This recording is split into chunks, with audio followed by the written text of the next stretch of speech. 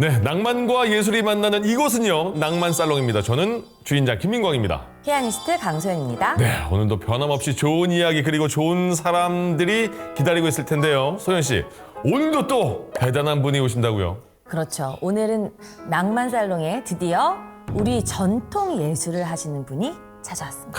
새롭습니다. 그동안 클래식이나 서양 음악 위주였던 이 낭만살롱에 처음으로 한국의 소리가 울려 퍼지겠습니다. 아, 정말 의미 있는 시간이 될 것 같은데요? 네, 그럼 바로 모셔볼까요? 예. 오늘의 주인공 나와주세요. 나와주세요. 안녕하십니까. 안녕하세요. 반갑습니다. 네, 안녕하세요. 저는 판소리를 하는 이선희라고 합니다. 반갑습니다. 반갑습니다. 대한민국의 전통예술 판소리에 평생을 바쳐오신 분인데요. 판소리 속대머리 그러시고 헤이, 사랑 내 사랑. 야, 이런 거 아니겠습니까? 아, 죄송합니다. 네, 맞습니다. 죄송합니다. 아니, 잘하셨습니다. 아니, 억지로 뭐 네. 안 맞으면 안 맞다고 해주세요. 아니 어머 마침 이 둘 다 춘향가의 노래였잖아요. 그래요? 예. 아 모르고 하셨어요? 몰랐지. 네. 근데 판소리에서 춘향가, 흥보가 이런 거를 바탕이라고 부른다던데 네, 바탕이 맞습니다. 뭔가요? 바탕이라는 것은 판소리 그 한 곡의 전체를 의미하는데요. 저희가 지금 현존하는 판소리가 5바탕이 있어요.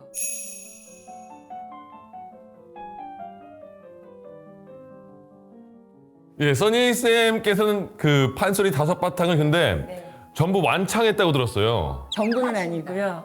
할 거다? 네, 전부를 계획하고는 있는데요. 아직은 못했다. 그러나 할 거다. 네, 예. 맞습니다. 근데 완창이라는 게 그렇게 어려운 거예요? 제일 짧은 곡이 흥보가인데요. 처음부터 끝까지 하면 2시간 반이 걸려요. 제일 짧은 게? 그렇죠. 요즘 가요는 한 3분? 예. 5분만 돼도 길다고 하잖아요. 그다음에 제일 긴 거는 뭐 6시간 반, 7시간 이렇게 되거든요. 뭐가 제일 길어요? 제마다 다른데요. 제가 뭐예요, 제가? 또 제라고 제. 하면 예. 반말? 죄송합니다. 예. 어떤 곡의 스타일, 그러니까 어떤 뭐랄까요, 역사적으로 전통적으로 이어오는 어떤 한 갈래라고 보시면 될 것 같아요. 같은 춘향가라는 한 바탕 안에서도 요런 요제, 요제, 요제 이렇게 나눠질 아. 수가 있는 삼재? 아, 하나만 더 해주세요. 자제하게 차라리. 이러리. 선생님, 오늘 되게 힘드실 거예요. 왜냐하면 그러니까요, 쉽지 저희가 않아요. 이상하게 물어보는 것도 궁금한 게 많아서요. 네, 그리고 네. 또 무식해서 잘 모릅니다. 저도 그래서. 음악엔 조금 약하기 때문에 그렇게 네, 클래식 나오니까 난감해요. 잘난 척을 하더니 아주 그냥 오늘 잘 만났어 아주. 예. 먼저 두 분이서 화해를 하셔야 되는 거 아니에요? 싸우지 않았습니다. 네. 네, 네. 고맙습니다. 예. 이제 그 각 제마다 다른데 제가 갖고 있는 김소희제 같은 경우는 6시간 반 정도가 걸려요. 근데 6시간 반을 단순히 무대에서 외워서 한다는 게 중요한 게 아니라 이거를 얼마만큼 음악적 역량을 발휘하여서 또 판소리에서는 이면을 표현한다고 얘기하거든요. 그러니까 어쨌든 스토리이니까 그게 사람들한테 잘 전달이 될 수 있도록 얼마나 각고의 노력을 했겠어요. 또 그걸 배우면서 여러 가지 또 시련들도 있었을 거고 그런 것들을 다 응축해서 보여주는 무대이다 보니까 완창 무대라는 게 결코 쉽게 할 수 있는 무대는 아니죠. 궁금한 게 있는데 그러면 이제 이렇게 어떤 선생님 제가 내려오잖아요. 각 제마다 시간이나 내용이 차이가 있는 거예요? 아, 그렇죠. 그러니까 전체적인 어떤 스토리 라인은 비슷할 거예요. 근데 그 안에서 각 인물들이 뭐 하는 행동이랄지 어떤 그 안에 디테일들이 살짝씩 달라질 수는 있어요. 그러니까 어떤 째는 사랑가에 조금 더 중점을 좀 더 둘 수 있고 또 이별가에 조금 더 중점을 둘 수 있고 이런 식으로 그러다 보니까 성격이 약간씩 다르게 표현이 될 수 있지만 전체적인 라인은 비슷합니다. 그래서 이렇게 힘든 일이지만 또 판소리 명창에게 완창은 도대체 어떤 의미일지. 나름의 한 정거장 같은 느낌이에요. 제 스스로는 제가 이만큼 공부를 했고 어느 정도다라는 것을 이게 한 번씩 점검하는 어떤 그런 시간 또 제가 마련한 잔치잖아요. 아, 그렇죠. 네. 그래서 손님들이 오시면 좋은 모습을 보여드려야 되니까 또 그 안에서 오는 이제 각종 스트레스를 겪어가면서 어마어마할 것 같아요, 진짜. 예. 근데 그러면서 또 오는 그 절박감에서 오는 또 실력 향상이 분명히 있어요. 굉장히 체력 소모가 많이 될 것 같거든요. 그렇죠. 선생님만의 어떤 특별한 관리 비법이나 루틴 같은 거 있을까요? 운동을 좀 더 늘린다거나 뭐 이렇게 등산을 좀 더 자주 간다거나 하는 식의 어떤 그 지리산 같은 데 가서 막 이제 득음, 올라가서 득음. 그쵸 피토하고 막 이런 그거는 이벤트고요. 이제 중요한 건 이제 매일매일 한다는 게 중요한 거니까 예, 그런 식으로 뭐 체력 관리를 좀 하는 편이고 저 같은 경우는 매일 똑같은 분량의 어떤 그런 연습을 하기가 사실 좀 어렵기는 해요. 완창을 잡아놓기 전에는 몇 시간이라도 늘 그 연습을 통해서 소리의 텐션을 잡아놓기 위해 좀 이렇게 계속 긴장을 하고 있기는 해요. 예. 그럼 지금까지 굉장히 많은 공연을 하셨을 거 아니에요? 네. 그중에 기억 남는 공연은 어떤 거 있어요? 왜 기억이 남을지 궁금하고요. 아무래도 첫 번째 완창 때이지 않을까. 어떤 곡 하셨어요? 흥부가를 했습니다. 기가 막혔겠네요. 흥보가 기가 막혀 이런 거 맞아? 그건 가요 아니야? 기가 막혀. 흥보 아 이렇게 자꾸 옆으로 빠지시는군요. 죄송합니다. 집중. 아니 근데 응보가 하면은 그거를 제일 많이 기억을 하시더라고요. 근데 그게 되게 재밌는 게 뭐냐면 제가 좀 질문을 드리고 싶은 게 저희가 이제 5바탕 아까 말씀을 드렸잖아요. 한국 사람이라 그러면은 대부분 이 스토리를 알고 계세요. 그렇죠? 근데 어디서 처음 접하게 되셨어요? 동화책? 초등학교 때? 교과서? 책? 실제로 판소리 완창에서는 어떻게 보면 그 동화책의 조금 더 확장된 버전이라고 할 수 있죠. 완창을 보러 오시면 이 몇 시간 동안 이거 어떻게 봐야 되지? 라고 하시다가도 어느 순간에 이렇게 폭 빠지셔가지고 흥보한테 저런 면이 있었어? 향단이한테는 이런 성격이 있었구나. 이제 들으시면서 굉장히 재밌어 하시거든요. 우리가 몰랐던 이야기들이 많이 숨어 있을 것 같아요. 이제 흥부가를 예를 들어보면은 흔히 알고 계신 바로는 흥부가 쫓겨나서 제비가 찾아와가지고 뭐 박을 타서 부자가 됐다 이렇게 알고 계시잖아요. 근데 사실 흥부가 쫓겨난 다음에 자식이 9이나 되잖아요. 근데 가장으로서 이제 자기 부인까지 해서 총 이 10명을 먹여 살려야 되는 이 가장이 도대체 가만히 있을 수가 없으니 매품도 팔러 갔다가 근데 누군가에게 선수를 당해서 이제 그냥 쫓겨오기도 하고 또 형한테 가가지고 쌀을 얻기 위해서 갔다가 이 놀부가 그냥 보내지 않고 매를 싸대기 막 뭐 있죠. 그렇죠. 그래서 형수한테 주걱으로 뺨도 맞고 이렇게 쫓겨나기도 하다가 그 모습을 지나가는 도사가 발견해서 이제 아주 좋은 집터를 잡아줘요. 그러니까 그 자리에 제비가 찾아와서 그 제비가 이제 아시다시피 다리가 부러지고 걔가 철새잖아요. 그래서 강남에 갔다가 그 이듬해의 봄에 와서 박씨를 물고 와가지고 이제 그 박에서 뭐 돈과 쌀이 나오고 비단이 나오고 등등등 이런 스토리가 있죠. 근데 그 중에 특히 또 제비가 강남에 갔다가 흥부집을 찾아오는데 그냥 오는 게 아니라 정말 재미있는 어떤 멋진 경치들을 다 구경하고 와요. 제비가 오면서. 예, 그래서 판소리에서는 거기를 제비 노정기라고 하는 눈대목이라고 부르거든요. 눈대목? 왜 눈이라는 게 우리 몸에서는 가장 중요한 장기라고 보잖아요. 900냥이라고 하잖아요. 눈이. 예. 그래서 정말 중요한 부분이다라는 의미에서 눈대목 이렇게 표현을 합니다. 제비 노정기가 아까 말씀드렸던 그런 눈대목이고 그 뒤로 이 흥보 입장에서는 7, 8월이 다가왔는데 먹을 것이 너무 없으니까 박을 썰어서 바가지는 이제 부잣집에다 팔고 박속은 우리가 끓여서 먹자 이런 의미로 이제 박을 타서 이렇게 써는데 그냥 박을 이렇게 써는 게 아니라 거기다도 흥을 실어요. 시리렁 식삭 시리렁 식삭 실근실근 시리렁 식삭 이런 식으로 뭐 실근실근 이런 식으로. 예. 32비트, 64비트 막 이런. 그렇죠. 그러니까 일명 이게 랩이 아닌가. 완전 랩이죠. 랩의 원조가 아닌가라고 저는 스스로 생각하고 있습니다. 좋네요. 예. 그 완창을 들으러 가면 정말 이 스토리를 쭉 들을 수 있어서 처음에는 말씀하신 것처럼 너무 길지 않아 싶을 수 있는데 너무 재밌겠네요. 지금 잠깐 이렇게 말씀해 주셔도 너무 좋은데요? 이 완전 저희 초보자인데 초보자도 도전할 수 있는 어떤 입문자용 소리 저희도 오늘 좀 선생님께 한 수 배워볼 수 있을까요? 얼쑤! 네. 그렇다면 가장 쉬운 진도아리랑을 한번 후렴 부분만 좀. 자. 아리아리랑 스리스리랑 따라한 거야? 아리아리랑 스리스리랑 아라리가 났네 아라리가 났네 아리랑 아리랑 아라리가 났네 아라리가 났네. 이건 정답이 없이 각자의 흥으로 부르시면 돼요. 랩 부분 배우고 싶었는데 랩 부분. 아랫부분. 네, 랩. 그러면 그거 해볼까요? 좀 잘할 수 있을 것 같아. 흥보가 박을 딱 탔더니 괴가 2개가 나와요. 이렇게 열어보니까 쌀이 있고 이렇게 열어보니까 돈이 있는 거예요. 근데 더 재밌는 거는 얘네들이 줄질 않아요. 막 소름 끼치죠. 갖고 싶어. 너무 갖고 싶죠. 갖고 싶어. 저도 화수분. 저도 고를 때마다 흥보가 네. 제일 부러운 지점입니다. 네. 흥보가 좋아라고 흥보가 좋아라고 흥보가 좋아라고 궤도 짝을 톡톡 열고 돌고 보니 도로 하나 가득 오고 톡톡 털고 돌았다 돌아보니 도로 하나 가득 이런 이거를 내용이거든요. 너무 어려워. 근데 아니, 아니요. 랩 장난 아니네요. 흥부가 좋아라고 맞아? 하시잖아요. 지금 하시잖아요. 예. 거기까지는 알죠? 네, 가사만 말씀드리면 네. 하실 수 있을 것 같아요. 해볼게요. 흥보가 좋아라고 흥보가 좋아라고 흥보가 좋아라고 시작. 흥보가 좋아라고 흥보가 좋아라고 궤도 짝을 톡톡 털고 열고 보니 도로 하나 가득 오고 궤도 짝을 톡톡 털니 열고. 열고 보니 뭐라고요? 열고 보니 뭐? 열고 보니 도로 하나 가득하고 아 도로 하나 가득하고 도로 하나 가득하고. 도로 하나 가득하고 그렇죠. 열고 보니 도로 하나 가득 오고 열고 보니 도로 하나 가득하고 톡톡 털고 돌았다 돌아보니 도로 하나 가득 톡톡 털고 돌아왔다 돌아보니 돌아버리겠네. 돌아버리는 것으로. 네. 저도 같이 지금 하면서 이게 득음인가라는 생각을 못 했거든요. 하려고 했는데 득음하고 싶은데 보면 여러 곳에서 뭐 개그 소재로 쓰이고 영화 소재로도 쓰이고 폭포수활에서 득음을 해야 된다. 막 피토하고 막 그럼 내가 득음했다 이러잖아요. 네. 그거 맞는 거예요?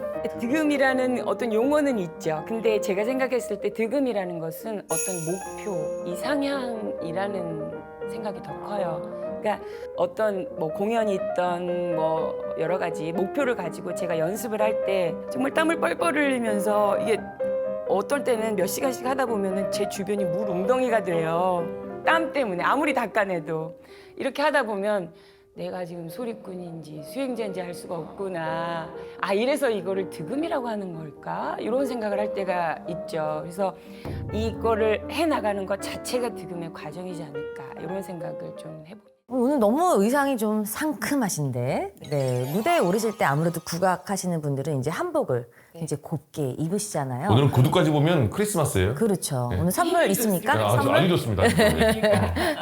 근데 이제 그 판소리 할 때 입는 한복은 네. 우리가 흔히 아는 마치 이렇게 경복궁 갈 때 입는 그런 한복 왜 요새 많이 입는 네. 그런 한복이랑은 좀 다르잖아요. 저희 80년대, 90년대만 해도 막 이렇게 둥글려서 이게 깃도 여기까지 내려오고 그랬던 것 같아요. 근데 요즘에는 이 베레가 지금은 이렇게 와이셔츠처럼 이렇게 딱 몸에 붙게, 특히 저고리를 몸에 붙게 입고 치마를 풍성하게 입는 게 판소리 무대에서는 특히나 그렇게들 많이 입으시는 것 같아요. 한 벌로. 근데 안타까운 게 궁 근처에 가면 대여해주는 옷들 있잖아요. 이거 무슨 한복이라고 얘기하기 좀 맞아. 애매해요. 너무 이상하고 안 이뻐요. 우리 한복 국적을 같지 않아. 알 수 없는 약간 네. 혼합된 네. 그런 스타일이죠. 그래서 자꾸 그 이웃 나라에서 자기 거라고 주장하는 어떤 빌미가 되지 않나라는 어떤 그런 생각도 좀 해보고요. 이왕에 입을 거면 제대로 갖춰서 입었으면 좋겠다라는 생각이 듭니다. 선생님께서는 과연 판소리를 언제부터 시작하셨을지 또 어떤 계기로 접하셨을지 궁금해요. 저는 6살 때부터 국악을 시작을 했고요. 제가 태어난 곳이 전라남도 목포인데요.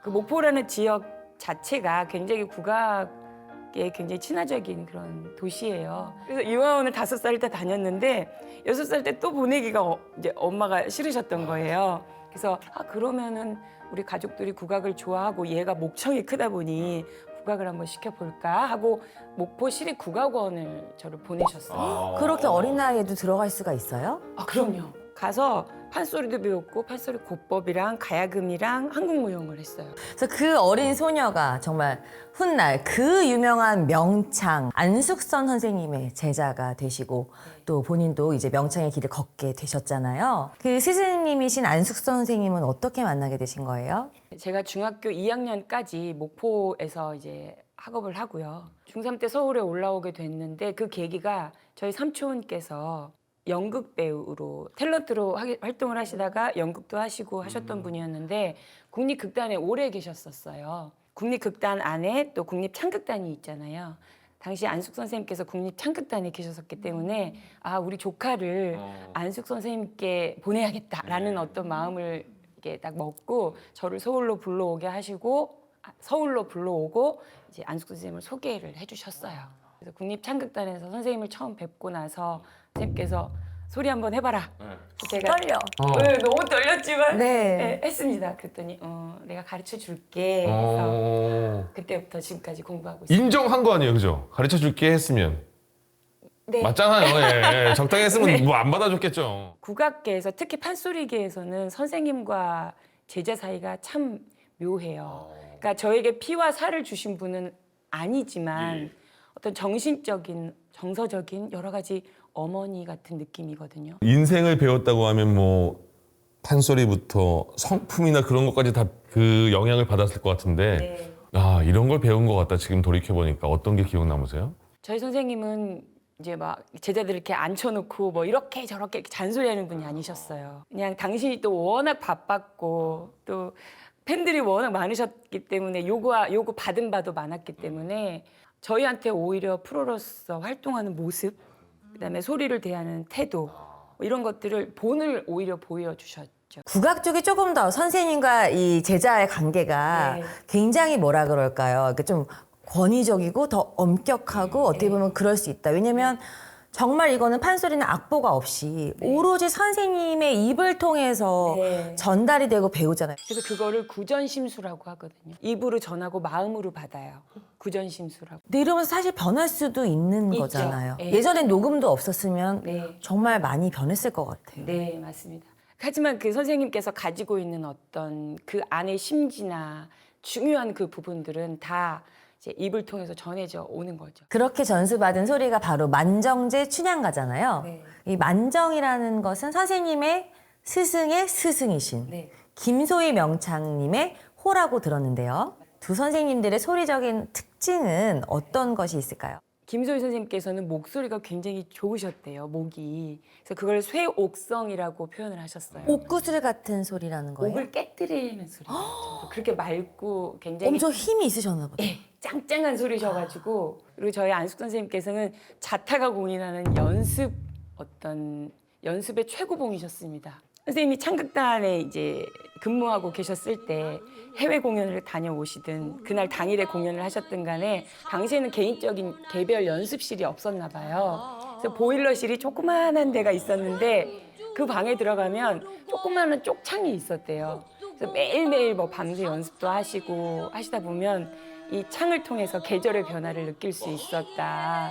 저는 감히 단언컨대 사실 사람의 뭐 인품이나 이런 개인적인 그런 부분들은 호불호가 있을 수 있잖아요. 나한테 좋은 사람이 누구에게나 좋은 사람일 수는 없잖아요. 근데 선생님의 어떤 그런 개인적인 부분이 아니라 연습에 관해서는 그런 어떤 소리에 관해서는 어느 누구도 그렇게까지 해보지 않는 사람은 입을 댈 수 없다라고 얘기할 수 있을 것 같아요. 대학교에서 판소리 전공으로 박사학위 받으신 거잖아요. 네. 생소합니다. 판소리로 박사학위를 받았다는 걸 태어나서 처음 들었어요. 그러니까 그렇게 제 분야를 전혀 모르니까. 예. 생긴 지 사실 얼마 안 되지 안 됐죠. 않았나요? 아, 그래요? 이렇게 판소리를 학문적으로도 연구하신 거고 실기도 하시고 또 이론까지 다 아우르는 게 정말 쉽지 않을 것 같은데요. 그러니까 쉽지 않은 정도가 아니라 어렵겠죠. 선택을 하신 이유가 뭐예요? 박사 과정까지 이걸 내가 해야겠다를. 어떤 자연스럽게 시대적인 흐름이었던 것 같아요. 이제 저희 어렸을 때만 해도 실기하시는 분들은 실기만 했었고 이론가는 따로 있으셨거든요. 그러다 보니까 어쩔 수 없이 이론과 실기 사이에 간극이 있을 수밖에 없었죠. 근데 이제 저희가 얼마 되진 않았지만 판소리에 박사 과정이 생기면서 실기하는 친구들이 자연스럽게 다 박사를 했고 그러면서 이론에 관련해서 이제 공부하게 되는 그러면서 조금씩 그 간극을 채워가는 어떤 그런 시대적 흐름이었던 것 같습니다. 근데 국악이라는 게 아까 말씀하신 것처럼 그 재가 있듯이 정답 이런 게 없을 것 같은데 그게 제가 논문 쓰면서 정말 힘들었던 부분이었어요. 저희가 표준어라고 하면 국립국어원에서 정해진 바가 있잖아요. 그렇죠. 그래서 몸원 서울말 이렇게. 네, 예. 그래서 그거를 기준으로 어떤 걸 하면 되는데 국악 같은 경우, 특히 판소리 같은 경우는 그런 부분이 없다 보니까 학풍을 많이 따라요. 그래서 이론의 대가 선생님이 계시는 학교에 따라서 그 어떤 이론이 약간씩 다른 부분이 있어요. 아, 근데 이론도 달라요. 예, 크게 다른 건 아닌데 어떤 디테일한 부분이 다를 수밖에 없죠.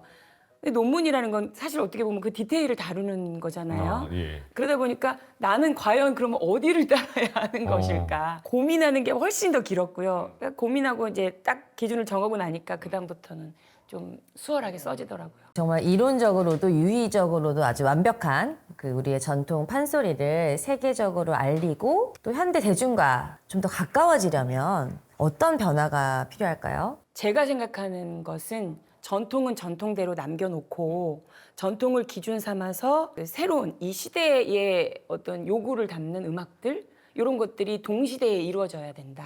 그러면서 이게 서로 균형을 잘 맞추면서 서로 왕성하게 왔다 갔다 해야만 이게 건강한 전승이지 않을까라는 생각이 들어요. 이게 전 세계가 뭐 지구촌은 하나 이렇게 할수록 어떤 민족의 정체성을 드러내는 것은 전통이라고 생각하거든요. 이 전통 자체로서의 그 가치를 인정하고 잘 포장이 되어서 세계로 많이 또 뻗어나가고 또 우리 국민들도 많이 사랑해 주셨으면 하는 개인적인 바람입니다. 명창이라는 그 길을 걸어오신 선생님 모습에 존경심이 정말 마구마구 드는 아우, 느낌입니다. 예. 네, 맞아요. 그리고 정말 오랜 시간 아주 정진해 오신 그 소리와 그 소리를 대하는 선생님의 태도, 그 모습에서 정말 진짜 예술이 무엇인지 한 번 더 저도 생각하게 됐고요. 그래서 이런 제 마음을 가득 담아서 오늘의 헌정 무대를 준비해봤습니다. 조금 전통스럽진 않지만 홀로아리랑이 조금 선율화하기 쉬워서 네. 홀로아리랑을 하다가 베토벤의 비창, 이 악장에 창이 들어가잖아요. 창. 그래서 또 그걸 또 네, 예. 비창을 이어서 이렇게 제가 한번 연결해 보겠습니다. 박수로 듣겠습니다. 네.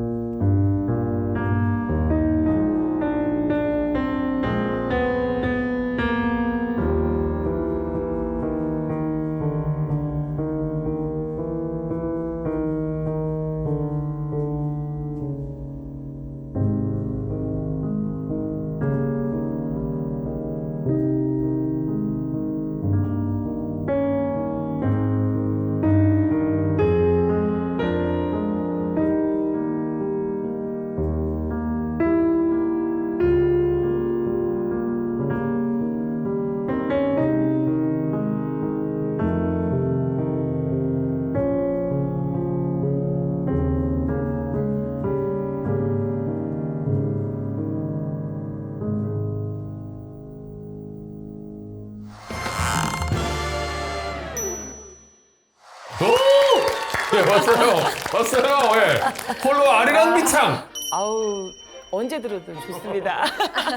감사합니다. 네, 선생님 덕분에 한 곡이 태어났습니다. 감사합니다. 자, 이제는요. 이선희 선생님이 생각하는 본인의 모습은 어떤지 그것도 궁금해요. 명창 이선희가 아닌. 이제 살면서 여러 번의 인터뷰 자리에 가서 이런 질문을 받을 때가 가장 대답하기가 어려워요.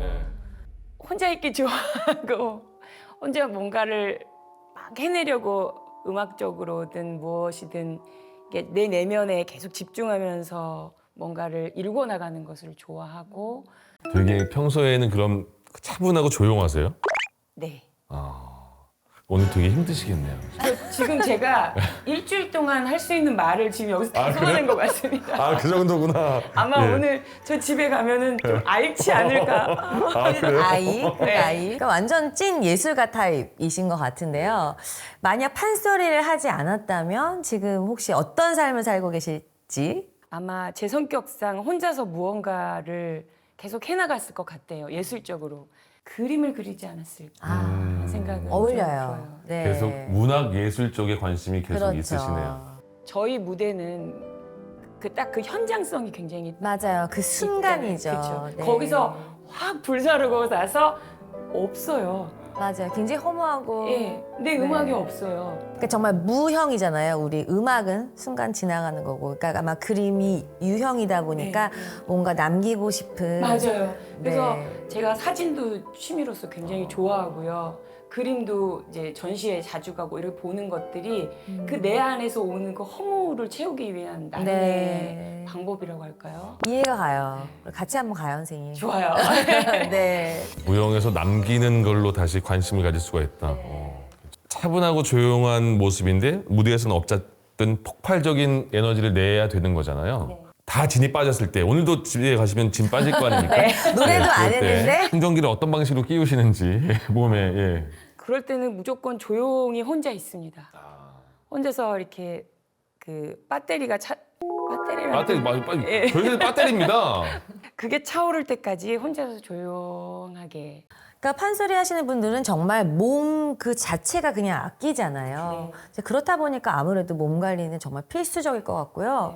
이런 상황에서 공연을 앞두고 있는데 목이 안 좋아지는 거는 정말 상상하고 싶지 않을 것 같은데요. 그래서 매일매일 공연이 있건 없건 매일 스카프를 두르고 다녀요. 저희 선생님도 옷장에 가보면 스카프가 수백 개가 있으시거든요. 저희 집도 수백 개가 있습니다. 그래서 한여름에도 무조건 목을 감고 다니고요. 목이 악기다 보니까 스페어 악기가 없잖아요. 그쵸. 네. 예. 새로 구입할 수 있는 악기가 없잖아요. 네. 그래서 망가지면 다시 어떻게 할 수가 없기 때문에 그 전에 충분히 좋은 음식과 운동으로 철저하게 관리할 수밖에 없어요. 제가 20대 후반에 한번 정말 커다란 고비가 있었는데요. 지금은 이제 국립전통예술고등학교인데 제가 대학교 졸업하자마자 그 학교에 강사로 다니게 되었어요. 선생님들께서 너무 저를 믿고 의지해 주셨는지 수업이 정말 많았거든요.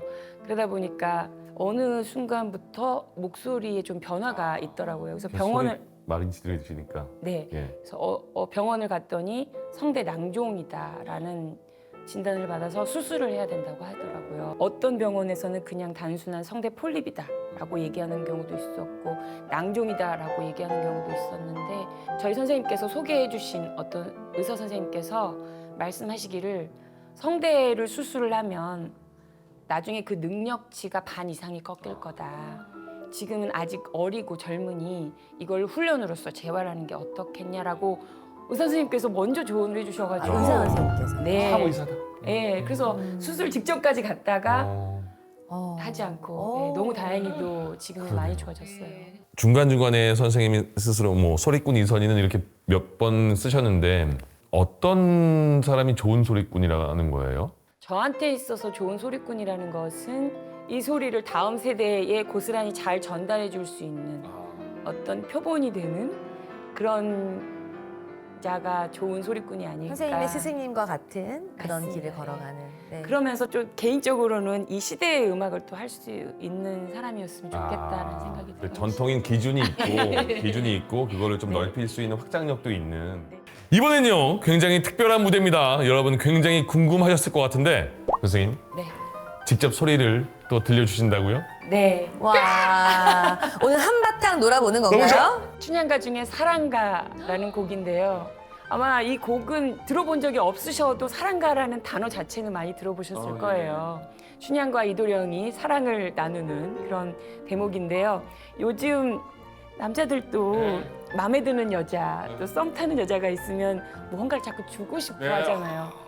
이도령의 마음도 딱 그렇습니다. 그래서 진귀한 어떤 먹을거리, 먹는 거 주는 남자 좋잖아요. 그럼요. 제일 중요하죠. 네, 중요합니다. 그래서 네. 이도령이 자꾸 요거 먹을래? 저거 먹을래? 이렇게 다정스럽게 물어보는 대목과 또 춘향이가 이도령한테 뭐 사랑을 고백하는 또 그런 대목을 엮어서 궁금합니다. 박수로 청해 듣겠습니다. 얼쑤! 그때요 춘향과 이도령이 사랑가롭고 노는디 이리 오너라 업고 놀자 이리 오너라 업고 놀자 사랑 사랑 사랑 내 사랑이야 사랑이로 나는 사랑이야 이는 사랑이로다 아마도 내 사랑아 네가 무엇을 먹으려느냐 둥글둥글 수박 웃봉지 떼뜨리고 강릉 백청을 다르르르르 부어 신랑 발라버리고 붉은 족 묵묵 떠반간 진수로 먹으려느냐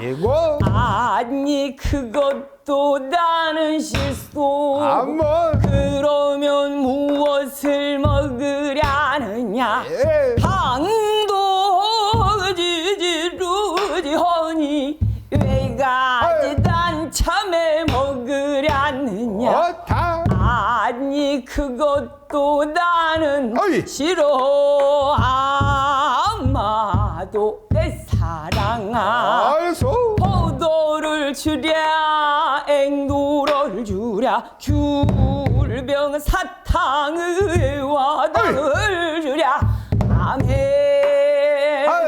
내 사랑 지금 털털 개살구 작은 이도령 서는디 먹으려느냐 저리 가거라 뒤태를 보자 이리 오너라 앞태를 보자 아장아장 걸어라 걷는 대를 보자 빵끄도 서라 예수를 보자 아마도 내 사랑아 춘향이도 아주 파급이 되어 마구 난군자로 없고 노는디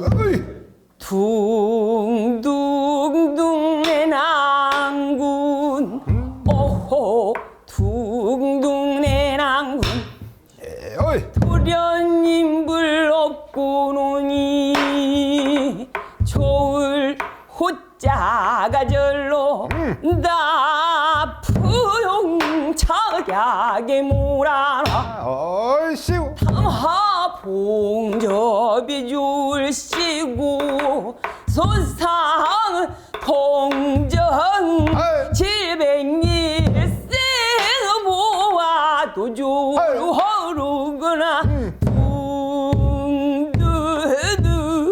둥둥둥둥 오호 둥둥 내 낭군 사랑 사랑 사랑 내 사랑이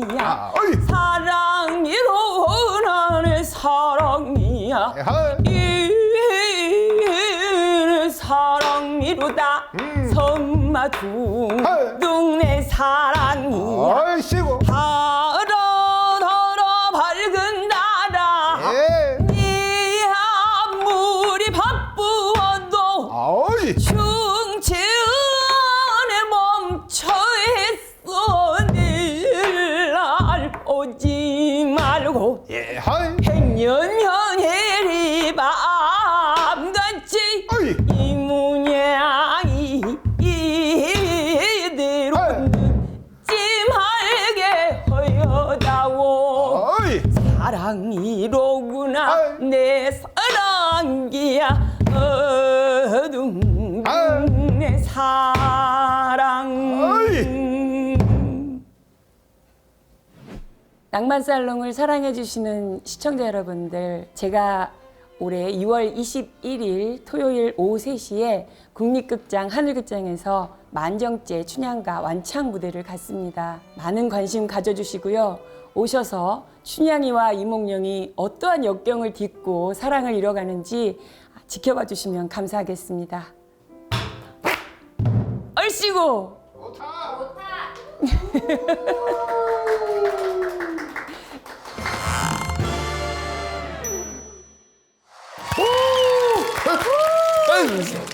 아, 예. 잘 들었습니다. 와, 너무 흥겨워요. 예. 예. 이게 또 애틋하잖아요. 또 그 남자의 마음 아니까. 제가 아니까. 부럽다 춘향이. 잘 들었습니다. 이렇게 홀린 듯이 선생님의 말씀을 듣다 보니까 벌써 낭만살롱의 문을 닫을 시간이 됐습니다. 자, 오늘 아까 이미 뭐 소감을 말씀하셨지만 힘들다. 오늘 어떠셨습니까?